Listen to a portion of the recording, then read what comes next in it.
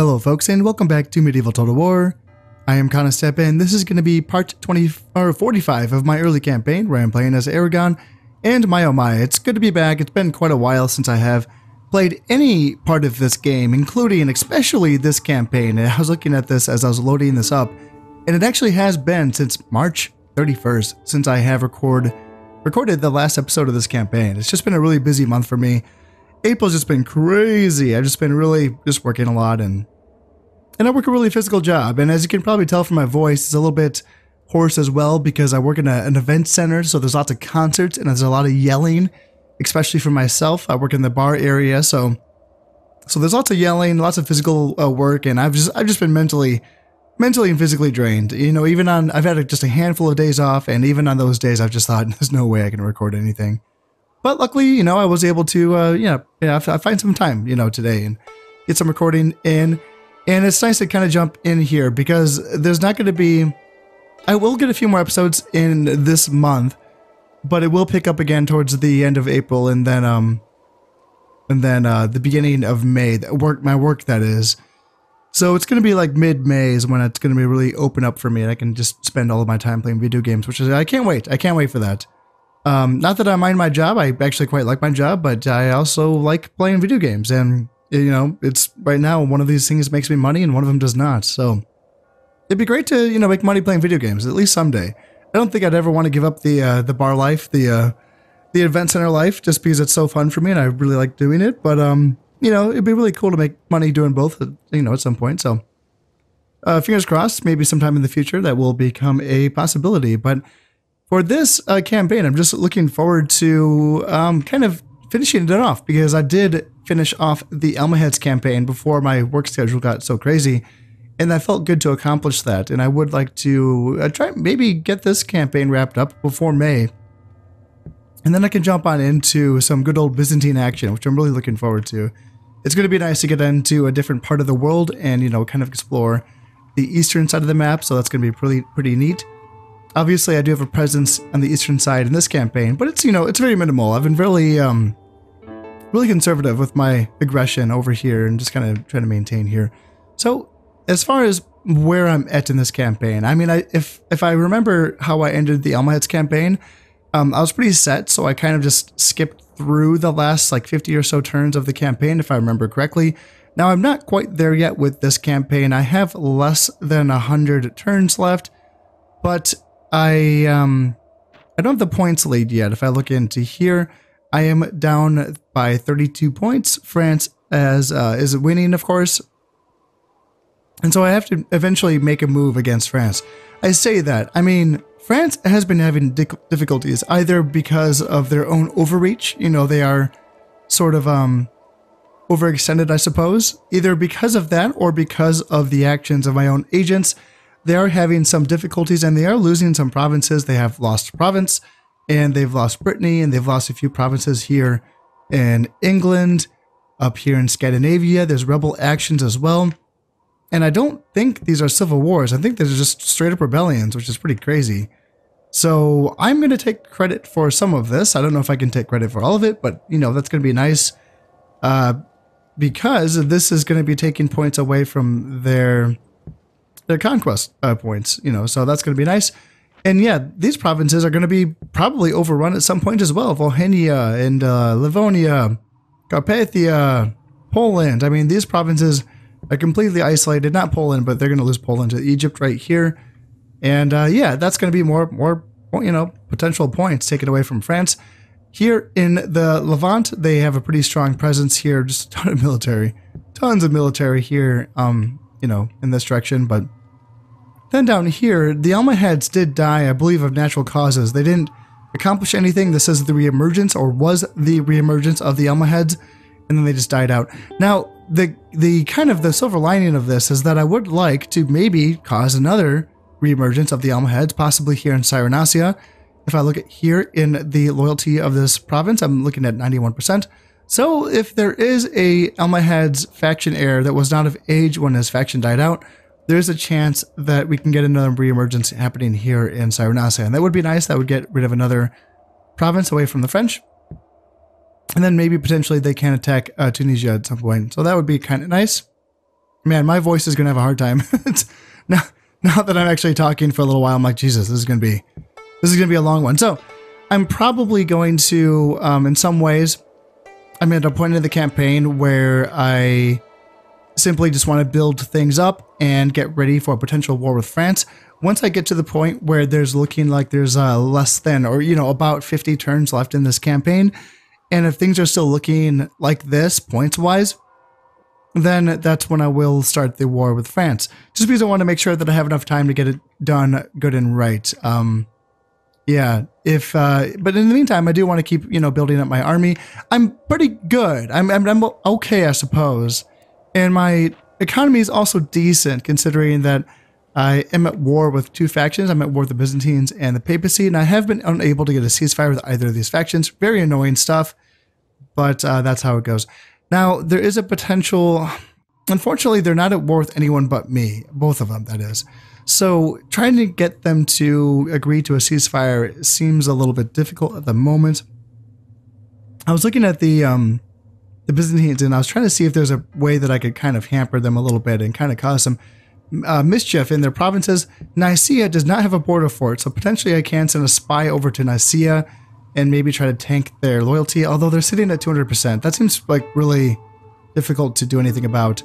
However, the governor of Nicaea is right here, Lord Argyris, and he has 3 dread. Now, if I'm right about this, and I might not be right about this, but if I am right about this, each dread counts for 10% of the province's loyalty. So that would bring it down to 170, and then a spy with some points of valor would also bring it down a little bit. So it might be worth trying to assassinate this governor and then sending a spy into Nicaea to try to cause some issues with the Byzantines. And if I can cause some issues, then maybe they will agree to a ceasefire.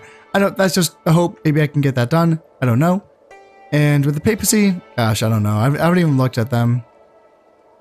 Do they have anything here that doesn't have a border fort? No. Border fort. And maybe here in Genoa, there's no border fort here.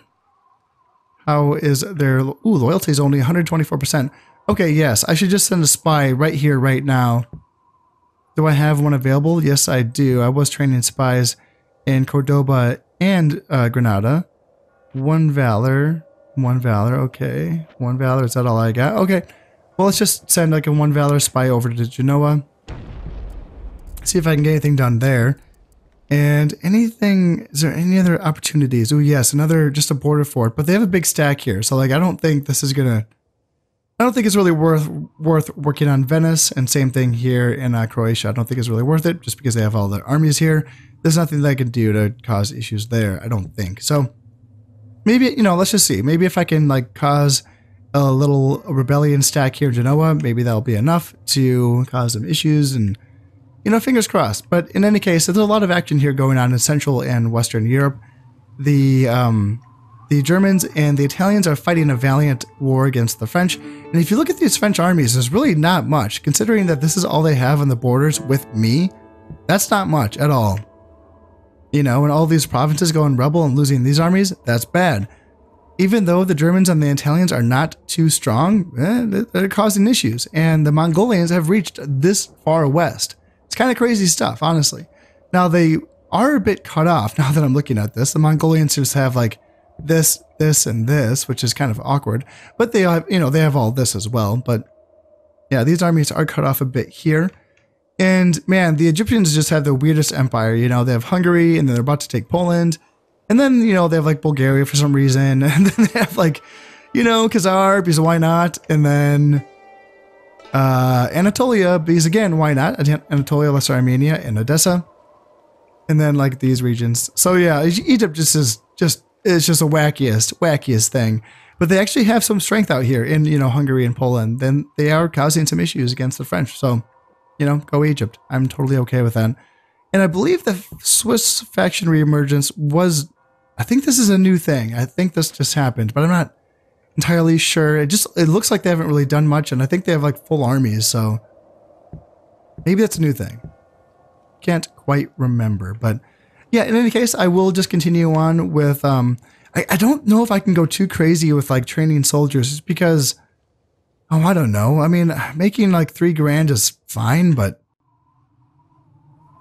my treasury is at 187,000, which is also pretty good.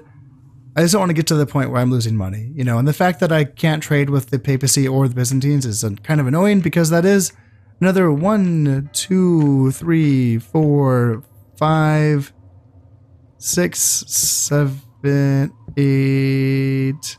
Oh, this doesn't have a port. So just 7, 8. That's 8 ports that I'm not trading with. So that's a lot. That really is a lot. So I'm not, you know, like super confident in my economy right now. Like it's solid, right? But like it, you know, it could be better.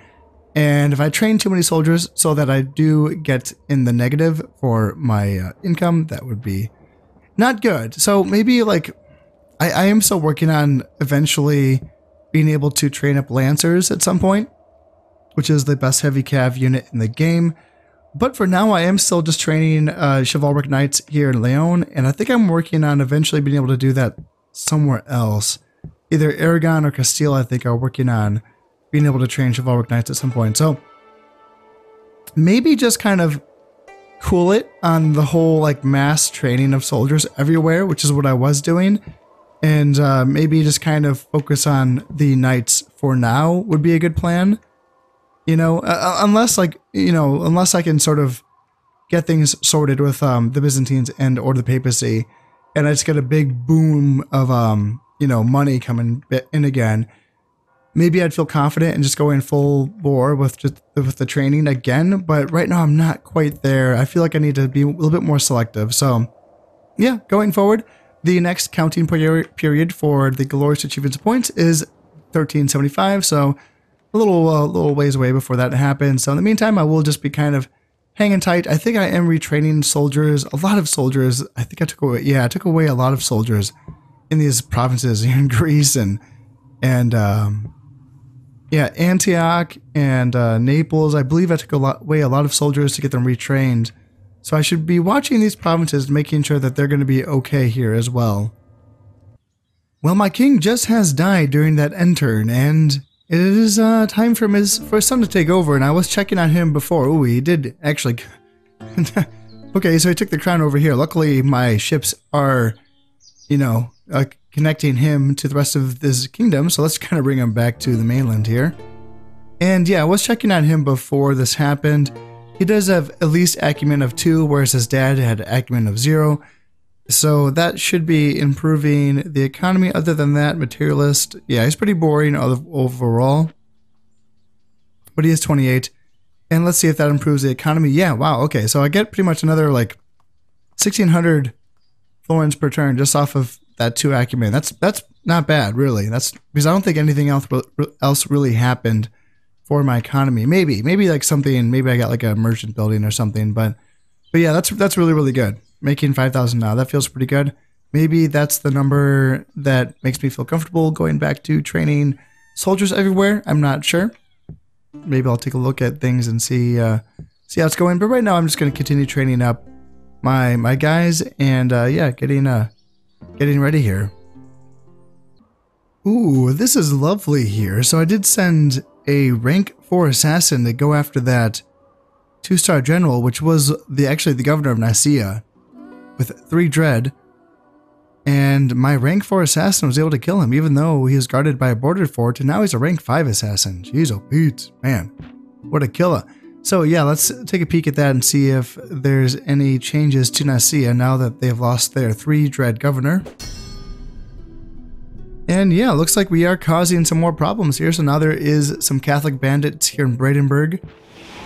Let's see, lost a caravel here in the Straits of Gibraltar. Ooh, that could be very bad if I don't have any other boats in that strait.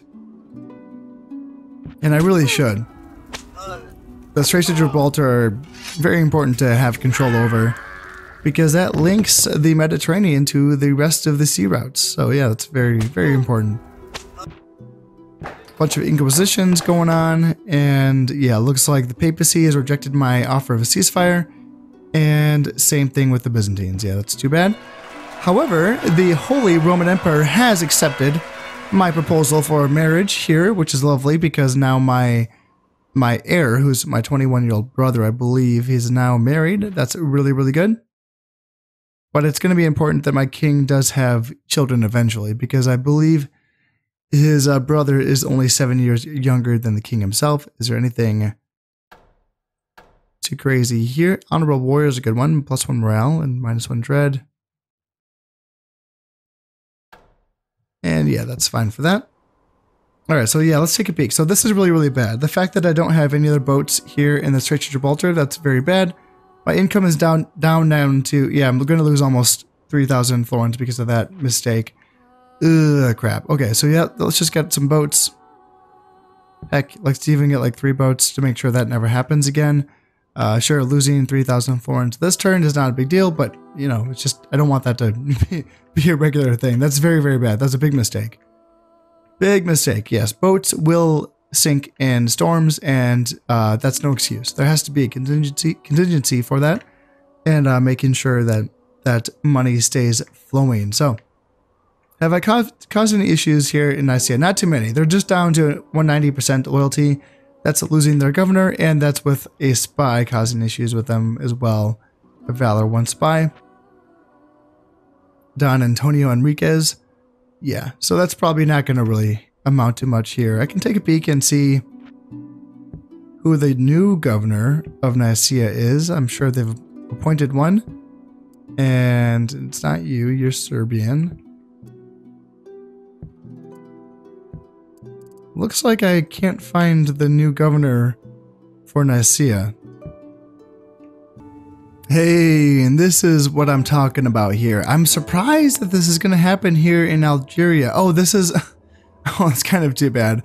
So this is happening in the same province where the Almohad reemergence happened in that last time. So they're just going to go to war, not with the French, but with the previous themselves.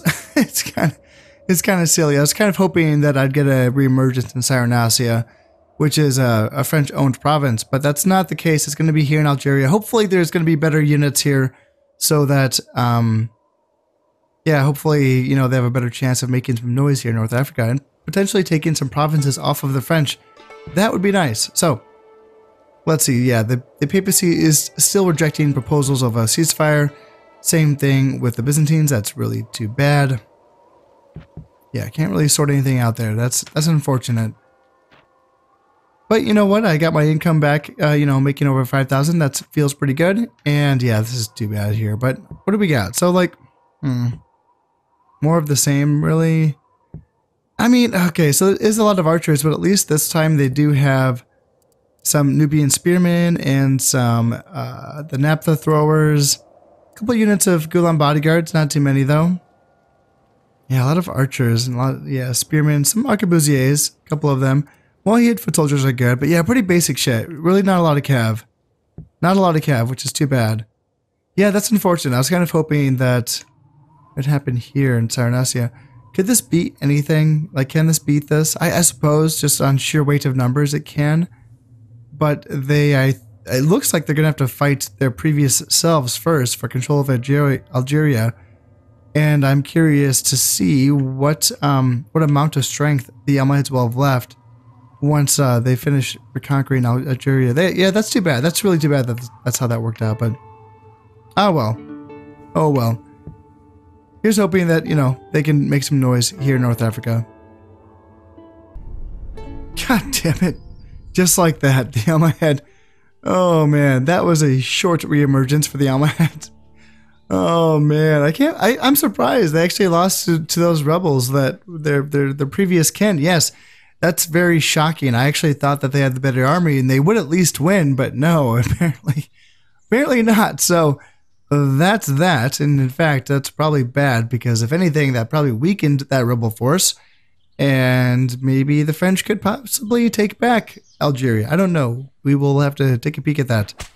Looks like the Swiss are mobilizing, all right. And yeah, spies getting caught. Gunsmith's Guild, it looks like I think this is the one that will allow me to train arquebusiers.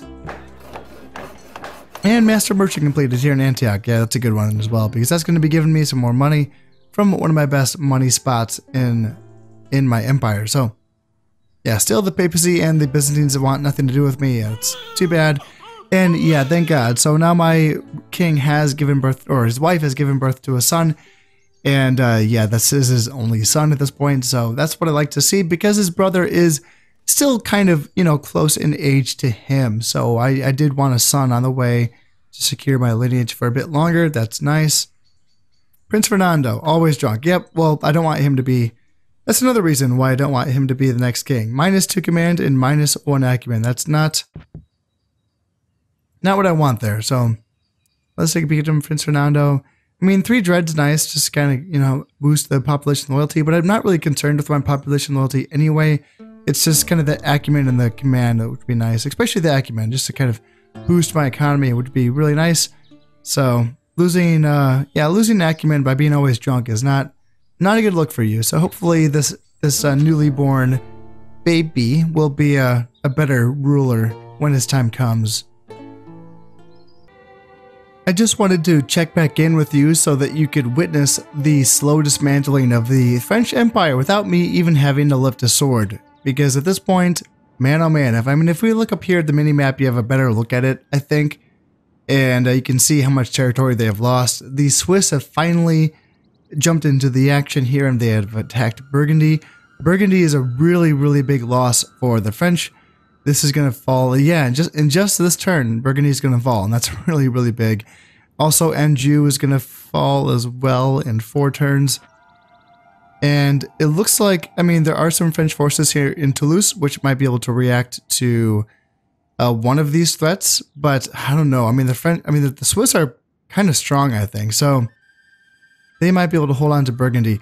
Burgundy is a huge loss for the French, because if we look here, Burgundy would be worth 5 points. And all of a sudden, they're down to just making 8 glorious achievements points. They were, I think, at the beginning of this episode, I think they were making 16. And yeah, now they're down to 8. That's it. That's huge. That's a really big difference. And at this point, at this rate, I'd be really curious to see if I even have to attack them at all. I will continue to, you know, stay vigilant, of course, but man, they are just being dismantled. The Swiss, the Italians, the Germans, the rebels, mostly the rebels, I think. I think my inquisitors and my assassins and my spies have to be given a lot of credit for this dismantling of the French Empire. I think that's gone a long way. But yes, the Swiss, the Italians, the Germans, the Mongols, the Egyptians also all get a lot of credit as well. Yeah, that's looking pretty good. Yeah. They eventually will lose Carpathia and Livonia. I mean, they have to, right? I mean, I say that I don't see any real threatening armies up here. I feel like this Mongolian army could it beat this French army? I feel like it could. Mongolian armies are really good. Steppe Cav, Mongol warriors, and it's a pretty light army actually. Now that I really look at it, yeah, I guess not. Maybe not. Be nice though. It'd be nice if someone attacked Livonia just to kind of get rid of that French province. Same with, yeah, the Mongolians are going to take Volhynia as well, and the French are losing Prussia to rebels here. Pomerania is still hanging on though. Denmark's also hanging on. I'm kind of surprised by Denmark. Yeah, very low loyalty. So they're getting there. They might fall eventually. Scandinavia is completely fallen to rebels. Yeah. Yeah, the French Empire. This is you're witnessing the end of it. And they have all of these armies that they're paying upkeep for over here, and that's just trapped because they don't have a navy, so they can't bring these armies back. So it's just kind of so pitiful. So pitiful. Ooh, what's this? Mystic Visions. From the age of 6, Catherine of Siena saw guardian angels protecting people. She has continued to have visions of our Lord, Mary, and the saints ever since. Few match her piety, self-instructed theology, and support for the Pope, and she is an inspiration to many in the true church. Her support granting influence to the Pope. Interesting. Okay, I don't really know anything about Catherine of Siena, so that's interesting. You got to kind of read a little bit about that right there. And yes, influence for the Pope. Well, I'm not really happy with the Pope right now because he's still at war with me. Even though, you know, we don't ever really intend on invading either of our lands. So, you know, we should just have a ceasefire and make money off each other. That'd be wonderful. The Diwan, what is this? So the Diwan of Shams al-Din Muhammad, also called Hafiz Shirazi, is one of the greatest poetry works of the age.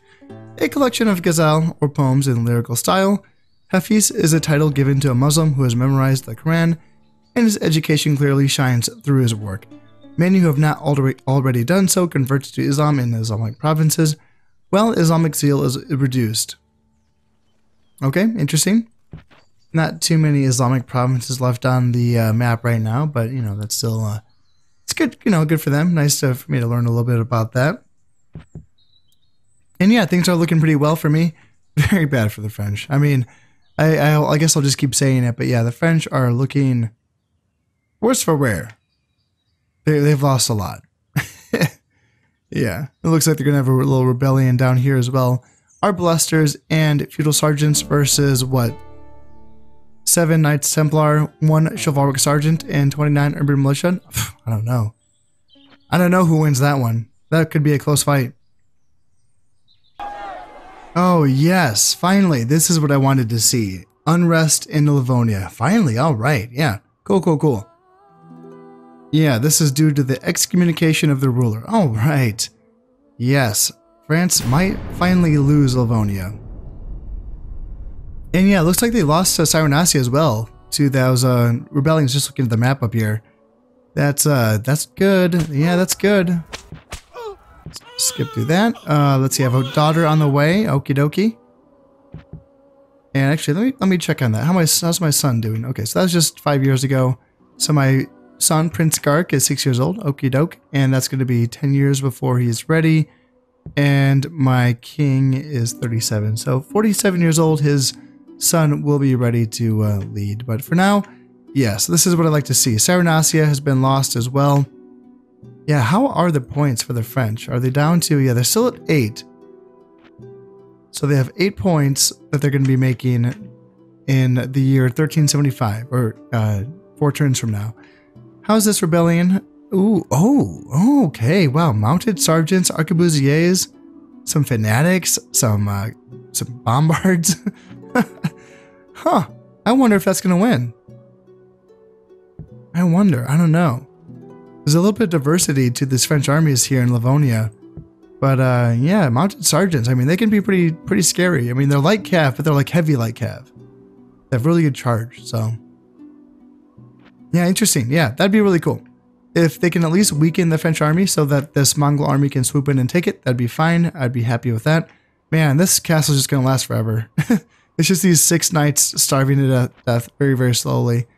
And this French army in Pomerania won't rescue them, which is just so sad. Yeah, Denmark's still hanging on. That's surprising. I've done a lot to get rid of Denmark, and I got the assassinator trait on the governor of Denmark, which I think is here. Yeah, I got the assassinator trait on him, which is minus 40 happiness for the province that he governs. And you know, you would think that would you know, get rid of, you know, make Denmark not you think it would make them rebel, but yeah, I guess not. So I've been using my spies to get this assassinator trait on every governor that I can find. And yeah, that's it's been doing pretty good for me. But yeah, Denmark's still holding strong for now. We'll see how long that can last. And with that, I will be bringing this episode to an end. I really underestimated how difficult this was going to be on my voice. I guess just talking around the house, or, you know, with my roommates or to other folks, it doesn't feel so bad. But when I'm just kind of talking nonstop over and over and over again, like, you know, in my room, my voice is having a hard time. So I think I'm going to be, you know, calling this episode an end. And I got a good little playing session in. Obviously, I didn't do a ton of talking, but it was nice to get reacclimated to this campaign after a few weeks off. So it kind of feels good to just kind of get used to, you know, playing the game again and talking in the microphone and, you know, figuring out where I'm at. And man, oh man, France is not doing well, and things look like they will be looking up for me very shortly. I'm very tempted to play just a couple more turns to see how the points shake out in the year 1375, but that will have to wait until the next episode. So I just want to say, as always, I hope you've enjoyed this one, and thank you very much for watching. This has been Constip playing Medieval Total War. Thank you very much, and goodbye.